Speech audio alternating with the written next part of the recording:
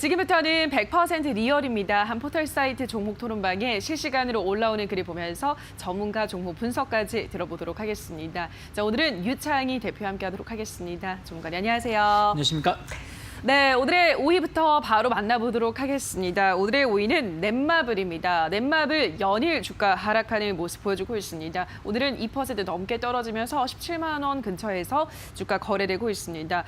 넷마블은 넷마블 몬스터가 개발한 스토리 소셜 게임 BTS 유니버스 스토리를 내일 출시할 예정이다라는 소식이 전해져 오고 있는데도 떨어지고 있는 상황입니다. 이 넷마블 앞으로는 고일까요? 스탑일까요, 전문가님? 일단 단기적으로 스탑을 좀 외쳐야 되지 않을까 생각하고 있습니다. 알겠습니다. 넷마블 스탑 들면서 토론방 지켜보도록 하겠습니다. 넷마블에 대한 의견입니다. 지수 하락에도 잘 버티던 종목이었는데 하지만 하락이 있으면 상승도 있는 법. 16만 원대 자리 안 온다더니 오늘 찍었네. 쭉쭉 내려라. 더 담아보게. 이거 적정 주가 10만 원 이하지. 빅히트 엔터테인먼트 IPO 효과 없음 가야지 별 수 있어 라고 하셨습니다. 일단 첫 번째 게시글을 보면 하락이 있으면 상승도 있는 법이다라고 긍정적으로 사고를 하고 있으십니다. 넷마블 전문가님은 근데 일단 단기적으로 스탑이다라고 하셨어요? 네. 앞으로는 어떨 거라고 보시나요? 일단 뭐 앞으로도 뭐 넷마블의 주가는 조금 더 상승할 수 있겠습니다만은 일단 시장이 좀 조정기에 놓여 있고요. 그쵸. 그리고 그 넷마블이 지난 8월, 9월 달 초까지 상승을 강하게 했었던 이유는 빅히트 엔터테인먼트의 IPO 상장 때문이죠. 이제 그것이 이제 카카오 게임즈 상장 이런 부분들이 맞물리면서 흥행을 할 것이다. 뭐 저는 흥행을 당연히 할 것이라 생각하고 있지만 그런 것들이 맞물리면서 주가가 상승했는데 그 이후에는 약간 이제 특별한 이슈가 좀 부재한 상황이라는 것이죠. 그리고 이제 BTS 상장도 어느 정도 이제 주가에 이제 반영이 된 상황에서 지수 조정기에 좀 놓여 있는 상황이다 보니까 주가가 어쩔 수 없이 흘러내릴 수밖에 없다 생각하고 있고 저는 일단 지금은 좀 지지선이 좀 중요하다. 대부분의 종목군들이 저는 뭐 종합주가 지수 기준으로 2,300포인트가 저점은 아니다 생각하고 있기 때문에 좀 더 하락할 수도 있다라고 보고 있기 때문에 뭐 넷마블 같은 경우는 만약에 지금 오늘 이제 다행히 아랫꼬리가 나오곤 있습니다만은 일단은 주요 이평선을 좀 이탈하는 상황이다 보니까 좀 추가적인 조정을 좀 염두에 놓고 봐야 되지 않을까 생각하고 있습니다. 알겠습니다. 시장이 지금 조정을 받고 있기 때문에 추가 하락 가능성도 열어두셔야겠다라고 설명을 하셨습니다. 다음 게시글을 또 보도록 할게요. 이거 적정 주가 10만 원 이하지 빅히트 엔터 IPO 효과가 없으면 가야지 별 수 있어 라고 하셨는데 넷마블의 적정 주가 이 말씀대로 10만 원 이하라고 보세요, 전문가님은 어떠세요? 저는 그렇게 보고 있지는 않습니다. 그래요. 네, 넷마블이 아무리 빅히트 엔터테인먼트의 어떤 기대감은 지난 한 12만 원대부터 올라온 것으로 볼 수도 있겠습니다만은 그 NC소프트가 실적에 대한 기대감을 주가가 올라왔던 것처럼 넷마블도 최근에 보면은 발매한 게임들이라든지 이런 것들이 나쁘지 않았다는 것이죠. 실적도 좀 선방하는 부분들이 좀 있었고 그래서 저는 뭐 넷마블 자체의 적정 주가는 10만 원 이상은 될 수 있다. 최소한 저는 뭐 13만 원, 14만 원 정도는 넷마블 그러니까 BTS를 제외하고도 어느 정도 넷마블이 형성할 수 있는 가격대이기 때문에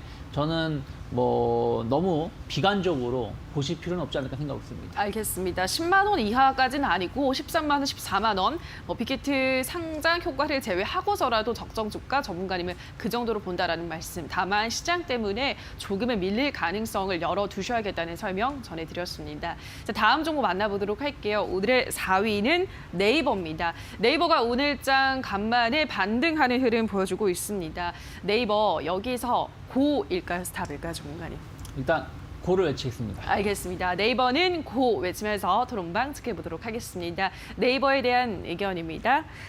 평단 24만 원, 오늘 모두 익절했다. 연말까지 당분간 빠이빠이.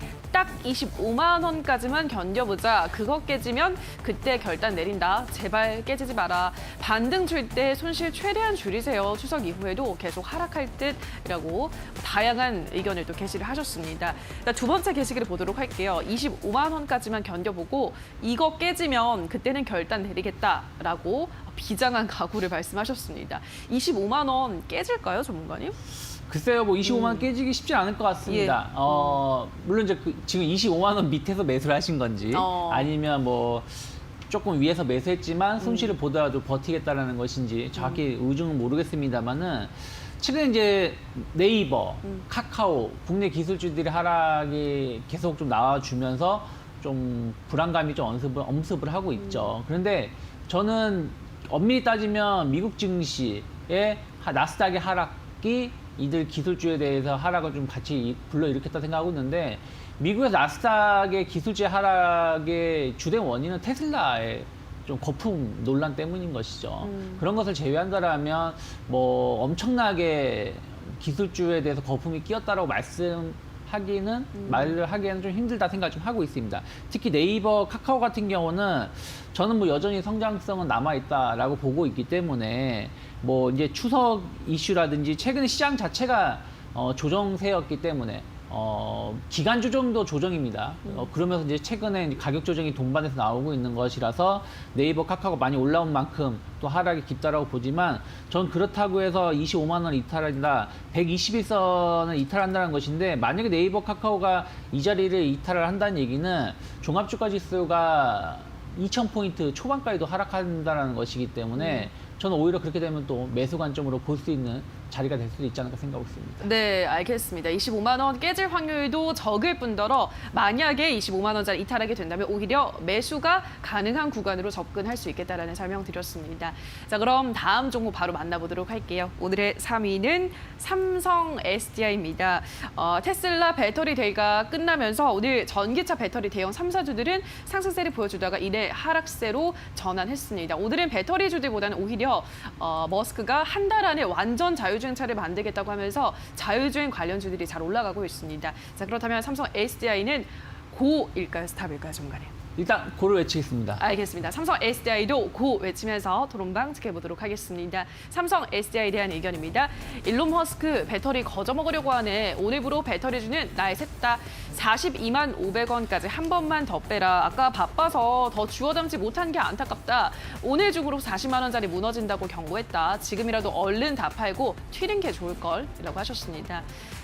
세 번째 게시글 볼게요. 오늘 중으로 40만 원짜리 무너진다고 경고를 하셨대요.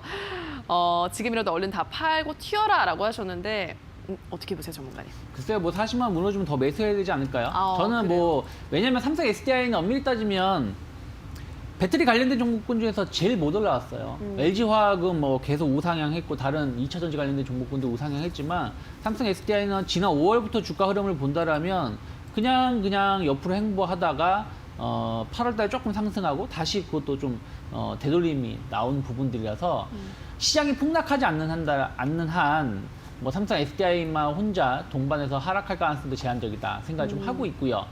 이번에 뭐 테슬라가 배터리 데이라고 진짜 엄청난 뭐 이게 있을 것처럼 했는데 안 꼽는 찐파형이죠. 소문난 잔치에 먹을 거 없다 생각을 하고 있고, 오히려 그런 것들이 리스크를 해소해줬다 생각하고 있고요. 그리고 전기차 테슬라가 판매하는 차량의 대수가 많을까요? 다른 브랜드 업체들이 판매하는 대수가 많을까요? 테슬라의 판매는 상당히 미미하다는 것이죠. 그래요? 그래서 테슬라에 대해서 너무 좌지우지할 필요는 없다 생각하고 있고, 저는 뭐 삼성 SDI가 배터리 관련해서는 상당히 수익성도 개선되는 부분들, 그리고 뭐 전자 부품 쪽으로도 나쁘지 않은 부분들이 있다라면 전 충분히 저평가되어 있는 기업 중에 하나가 아닐까 생각하고 있습니다. 네, 알겠습니다. 오히려 40만 원 밑으로 떨어지면 매수, 신규 진입을 하셔야 된다라는 의견 전달해드렸습니다. 배터리 3사 중에서도 가장 덜 오른 종목이다라는 점을 유념하셔야 될 것 같습니다. 자, 이어서 2위 만나보도록 하겠습니다. 2위는 줌인터넷입니다. KB증권과 테크핀 기술금융 합작회사를 설립하는 이 종목이 이틀 연속 초강세를 보이고 있습니다. 오늘 장에서는 20% 넘는 급등세를 보여주고 있는데요. 합작회사를 통해서 한국형 로빈후드 같은 간편 투자 플랫폼을 만들 것이다라는 계획을 발표했습니다. 줌인터넷은 고일까요, 스탑일까요, 전문가님? 스탑 외치겠습니다. 알겠습니다. 이 종목은 스탑 외치면서 토론방 지켜보도록 하겠습니다. 줌인터넷에 대한 의견입니다. 장만 좋았어도 상한가 각오도 남았을 텐데 그래도 오후엔 가겠지. 지금이라도 들어와. 수익률 60% 달성. 아싸. 나한테는 거의 최고급 라텍스 침대급 종목이다. 며칠 계속 잘 갈 것 같은데 10,000원은 무난하게 찍는다고 본다. 라고 하셨습니다. 자, 줌 인터넷 한 번에 보도록 할게요. 이 종목이 뭐 일단 최근엔 강합니다. 앞으로의 전망은 어떻게 보세요, 전문가님? 글쎄요, 뭐 전 그렇게 막 썩 좋게 보고 있지는 않습니다. 그래요? 무슨 얘기냐면 뭐 한국판 로빈훗이라고 하는데 글쎄요, 뭐 대기업하고 합작을 해서 로빈훗 역할을 한다라고 보기에는 힘들다고 생각하고 있고요.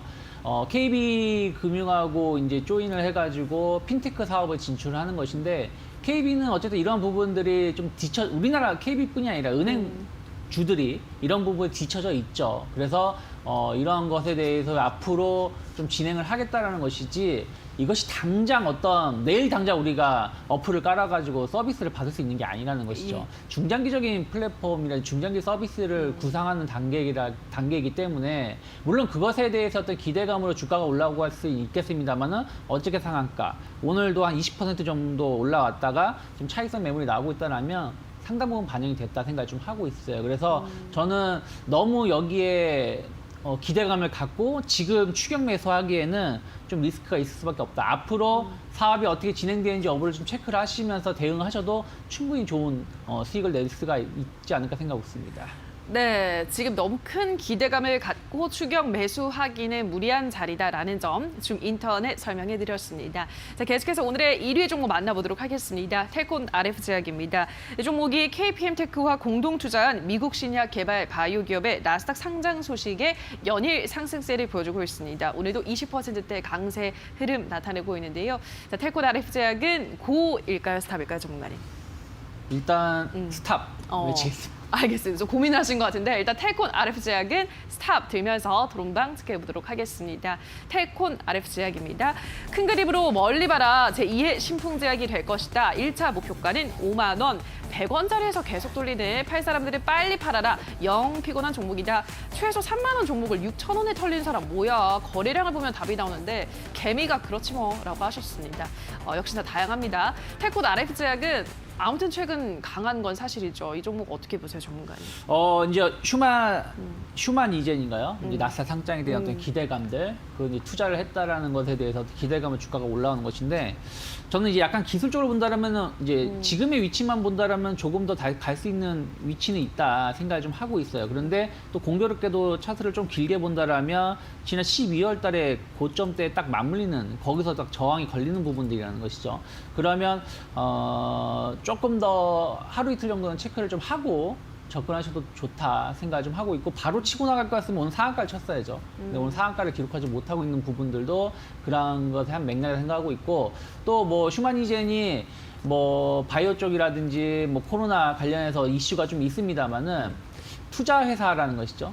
투자 회사인데 기술적 제휴를 맺었는지 안 맺었는지도 좀 명확하지 않고 그것에 대해서 텔콘 RF제약이 얼마나 그거를 만들어 갈지 여부는 앞으로 봐야 되는 부분들이라서 단순하게 그냥 투자의 회사만 본다라면 주가는 상당 부분 반영되는 것이 아닌가 생각하고 있습니다. 네, 일단 투자를 한 것이기 때문에 이 휴마니젠의 나스닥 상장 호재는 이제부터는 상승 좀 제한을 시킬 것이다라는 점 설명을 해드렸습니다. 자, 여기까지 오늘의 새빨간 종목들 확인하셨는데요. 전문가의 의견 다시 한번 화면으로 체크하고 오시죠.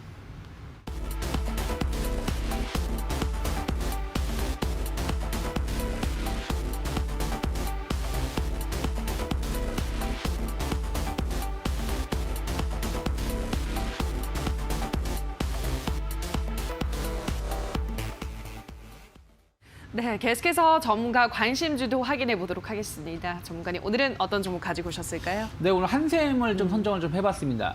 뭐 다들 아시겠습니다. 한샘 하면은 뭐 주방, 예.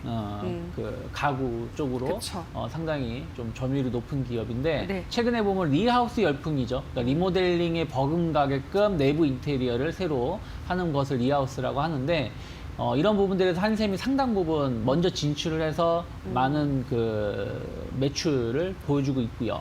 그리고 아까 말씀드린 것처럼 예전에는 주방 쪽에 이미지가 강한 기업이라면 지금은 뭐 주방 말고도 예. 다른 쪽으로 그 복합 일반 그러니까 뭐 가구라든지 이런 쪽으로도 상당히 이미지가 넓게 펼쳐져 있다는 것이죠. 그런 것들이 또 이제 온라인 매출이 많이 늘어나고 있다는 부분들. 단순하게 대리점이란 이런 쪽의 매출이 늘어나는 것도 좋지만 이쪽은 수익성이 상당히 좀 줄어들 수밖에 없는 사업 구조라면 온라인 매출 증가는 수익성을 상당히 높일 수 있는 사업 구조라는 것이죠. 직영으로 판매를 하는 것이기 때문에. 그래서 종합적으로 본다라면 한샘의 매출 개선세는 연말 내년까지도 계속 이어질 수밖에 없다 생각하고 있고, 그렇다라면 최근 뭐 한 2달 정도 옆으로 횡보하는 가운데 일단 계속해서 좀 치고 나가려고 하고 있는 움직임이 나오고 있다. 오늘도 한 4% 정도 상승을 좀 하고 있기 때문에 저는 충분히 뭐 현재가 정도 수준에서 매수 가능하다 생각하고 있고, 이미 뭐 10만 원대 지지선이 확인됐기 때문에, 그래서 손절가는 한 95,000원 정도 설정해 놓고 목표가는 한 12만 원 정도 정해 놓고 대응하시면 뭐 요즘 같은 시장에서 충분히 좀 적은 리스크로 조금 안정적인 수익을 구사할 수 있지 않을까 생각하고 있습니다. 네, 한샘 오늘의 관심주로 제시를 해드렸습니다. 리하우스 시장 확대 수혜가 기대된다라고 하셨고요. 온라인 매출이 지금 증가하고 있기 때문에 수익성 개선까지 기대가 되는 상황입니다. 차트를 보셨지만 지금은 좀 힘을 모아가는 구간이다라고 하셨고요. 목표가는 그래서 12만 원까지, 손절가는 95,000원 잡아드렸고요. 매수는 지금 구간에서도 진입 가능하다 설명해드렸습니다. 안정적인 종목 원하시는 분들은 한샘도 한번 눈여겨보시면 좋을 것 같습니다. 자, 여기까지 오늘의 새빨간 스캔들은 유창희 대표와 함께했습니다. 전문가님 고맙습니다. 고맙습니다.